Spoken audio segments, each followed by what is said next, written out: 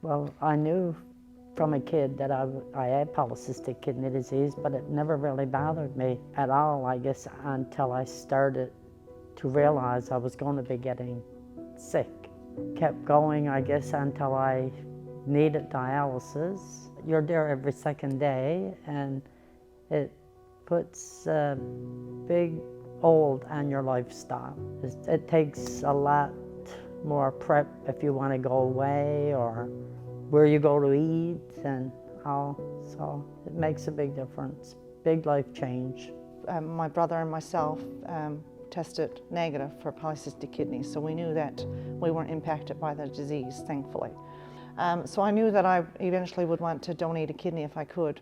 It came back that I was a good match for my mother at the time. That is when it became real, when they said you're a match and this is your chart is approved and we're going to schedule surgery.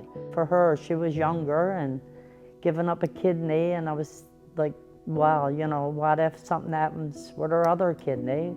It was hard for me to really accept because, I mean, she had 3 small kids. Our surgeries happened on her youngest daughter's birthday. I had babysitters lined up. My aunt and uncle was coming over from central Newfoundland, and we were leaving that evening to cross on the Marine Atlantic to come to Nova Scotia. And we had a phone call from the QE2. And they had said that they were in a meeting all day. We had antibody testing done, and there was some antibodies that showed up. And so we weren't a match anymore. The kidney pair donation had started back in the Atlantic provinces in 2010. They had just started when we were declined. We were proposed in a chain, and that chain was very huge. There were 9 pairs in the chain. After a few weeks or a month, the chain collapsed. And of course, you know, it only takes one person to get sick and the whole chain collapses. So they repaired it.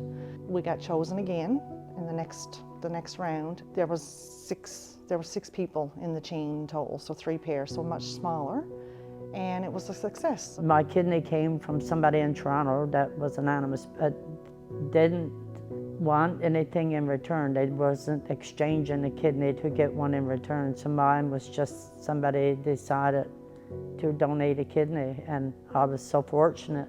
My kidney was shipped to Ontario, and my mother's came from Ontario, and so it was amazing. I feel like I gave 3 people really a chance, you know, another chance at the quality of life and regaining their life back, and so that was quite amazing to me to know that you helped, you know. I felt like I helped more than one. I helped my mom and 2 others. You only realize it when you stop and think about it, that this is real. And I have a transplant, but it feels like I've had this for a long, long time. And it's so fortunate to feel as good as I am and to be able to do the things that I can do and to be still healthy, I hope. And I feel as good or better than I did even 20 years ago. It's not huge, it's not a huge scar, but I'm pretty proud.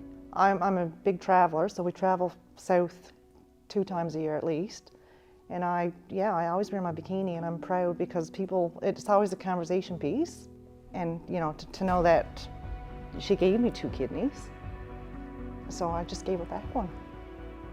You can't really see the scar, it healed so well. I know it's there. It do remind me that's where my freedom is really coming from. With the transplant, it's like you're just free to do whatever you want to do in life, I guess. With being on dialysis, you just can't do that.